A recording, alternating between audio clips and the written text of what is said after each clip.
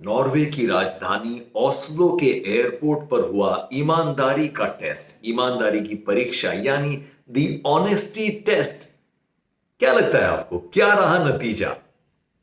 चलिए जानते हैं इस किस्से में with the travelling voice artist.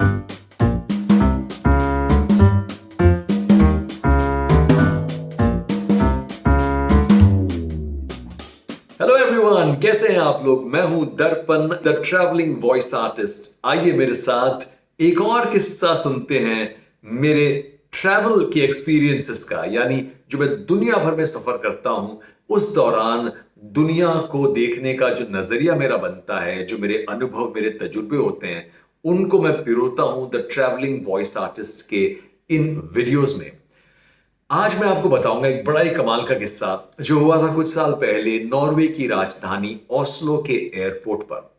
हुआ ये कि मैं अपने परिवार के साथ स्कैंडिनेविया का जो रीजन है वहां पर हम घूमने गए थे कुछ महीने भर के लिए। और हमारा पहला स्टॉप था कोपेनहेगन। वहां से हम गए ओस्लो एक फेरी में, एक शिप में। ओस्लो से हमने फ्लाइट ली हेलसिंकी, जो फिनलैंड की राजधानी है, वहां के लिए। और वहां से हम जाने वाले थे स्वीडन की राजधानी स्टॉकहोम। अब साहब, हम पहुंच गए ओस्लो एयरपोर्ट। ओस्लो का एयरपोर्ट बहुत ज्यादा बड़ा नहीं है, बहुत प्यारा है, मगर बहुत ज्यादा बड़ा नहीं है। बड़ा ही सिस्टमैटिक एयरपोर्ट है, बहुत ज्यादा भीड़ नहीं होती है और everything is absolutely in order. हम थे थोड़ा सा लेट अपनी फ्लाइट के लिए, तो जल्दीबाजी में जल्दी जल्दी हमने अपना सिक्योरिटी चेक करवाया। जो इमिग्रेशन था वो किया। सिक्योरिटी चेक, इमिग्रेशन तो खैर वहाँ नहीं होता है क्योंकि आप वो शेंगन कंट्रीज हैं, पर सिक्योरिटी चेक करवाया। और इतना लेट हो रहे थे, हमारी बोर्डिंग ऑलरेडी शुरू हो गई थी। तो सिक्योरिटी चेक के बाद जल्दी जल्दी अपने बैग में सामान भरा और हम भागे। हम 3 लोग थे परिवार के, हम भागे हमारे बोर्डिंग गेट की तरफ। बोर्डिंग गेट की तरफ भागे भागे भागे, जैसे वहां पहुंचे अनाउंसमेंट हो गया फाइनल बोर्डिंग कॉल का। तो obviously we rush to the boarding gate. और जैसे ही हम बोर्डिंग गेट से अंदर जा रहे थे तो वो जो अटेंडेंट थी वहां पर, she was like, sir you are very late. I said please very sorry, but अभी फाइनल बोर्डिंग कॉल हुआ है तो लेट अस गो इन।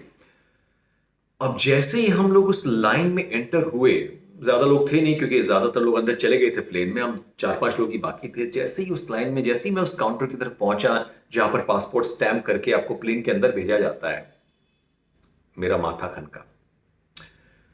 माथा खनका और रियलाइज हुआ कि मेरे बैग में मेरा लैपटॉप नहीं है। मेरा लैपटॉप मेरे बैग में नहीं था। और मेरा लैपटॉप और मेरे साउंड रिकॉर्डिंग के जो इक्विपमेंट होते हैं वो मेरी जान होती है। किसी भी ट्रिप पर मेरे लिए पासपोर्ट जितनी इंपॉर्टेंस उन चीजों की होती है।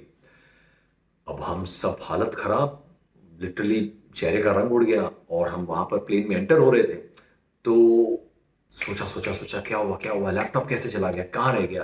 तो अचानक ध्यान आया, सिक्योरिटी चेक के टाइम पे जब लैपटॉप निकालते हैं, हो सकता है हड़बड़ाहट में, जल्दीबाजी में मेरा लैपटॉप वहीं पर छूट गया। अब हालत खराब।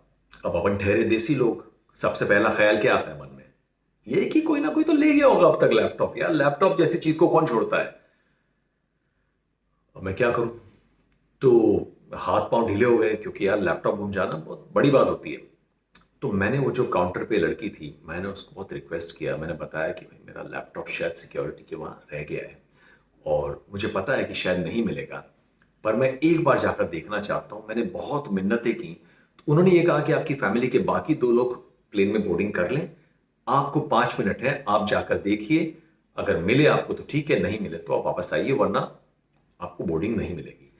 तो इतनी हालत खराब थी कि फैमिली के 2 लोग प्लेन के अंदर चले गए थे। मुझे 5 मिनट की मोहलत मिली थी अपना लैपटॉप ढूंढने के लिए एट द ओस्लो एयरपोर्ट। मैं जो भागा हूं उस बोर्डिंग गेट से सिक्योरिटी की तरफ, वहीं रास्ते में मुझे एयरपोर्ट की एक ऑफिशियल, एक बंदी मिल गई।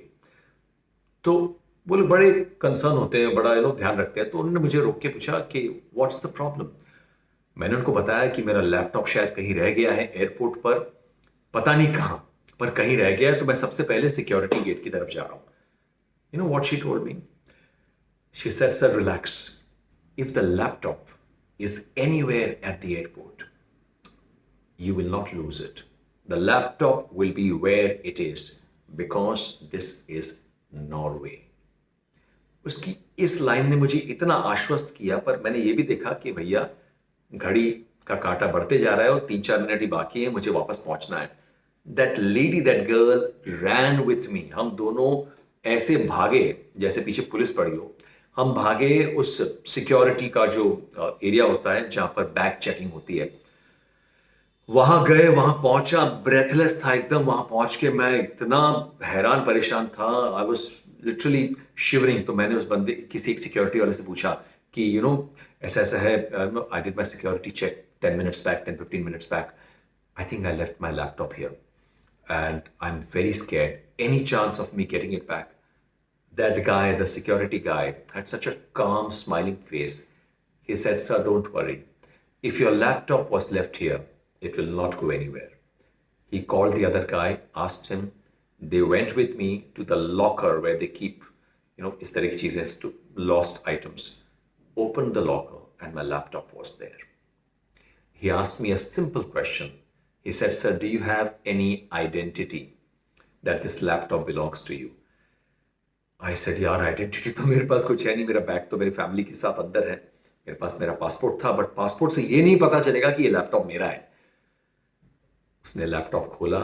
He said, "Can you please enter the code?"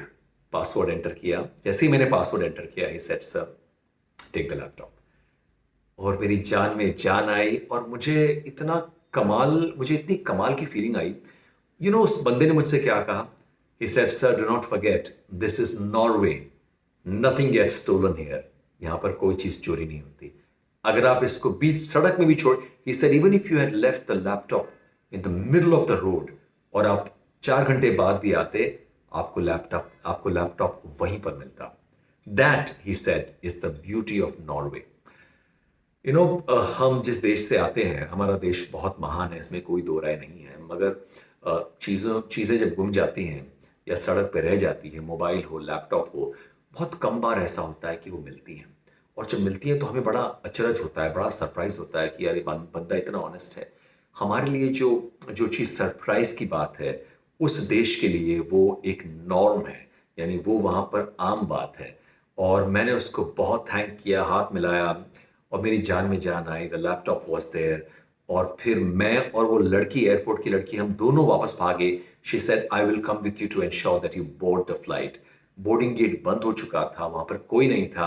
She made a call, and she made one call to probably somebody inside the plane, and they let me board the plane. She said, "Have a safe flight." I said, "Thank you so much." और मैं अंदर गया, और I was with my family and I managed to take that flight.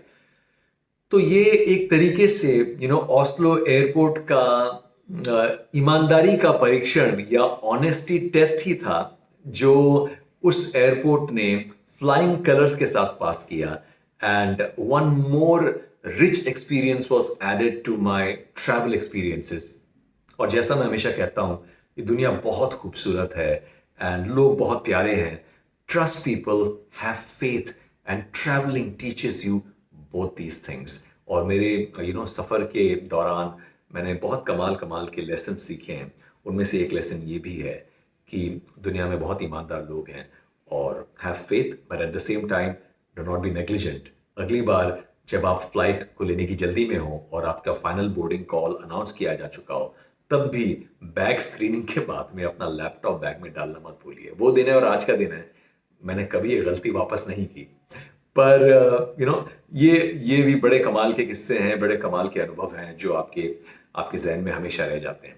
So this was today's किस्सा of the travelling voice artist. I hope आपको ये छोटा सा, नन्ना मुन्ना सा, प्यारा सा किस्सा पसंद आया, और अगली बार फिर लौटूंगा किसी और मजेदार किस्से के साथ।